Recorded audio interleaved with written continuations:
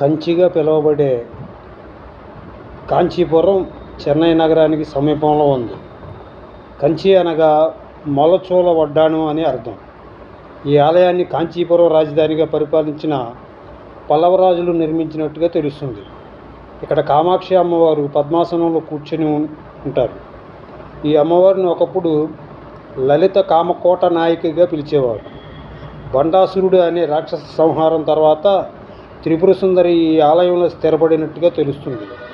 అసలు కామాక్షి అమ్మవారి విగ్రహం ముందు జగద్గురు ఆది శంకరాచార్యులు ప్రతిష్ఠించిన శ్రీచక్రాన్ని గమనించవచ్చు. అష్టాదశ శక్తిపీఠాల్లో ఈ పీఠం ప్రసిద్ధమైనది. ఉగ్రరూపంలో ఉన్న అమ్మవారిని శాంతపరచడానికి జగద్గురు ఆది శంకరాచార్యులు గారు ఇక్కడ శ్రీచక్రాన్ని స్థాపించారు. అలాగే ఇక్కడ శంకర మఠం కూడా వెలిసింది.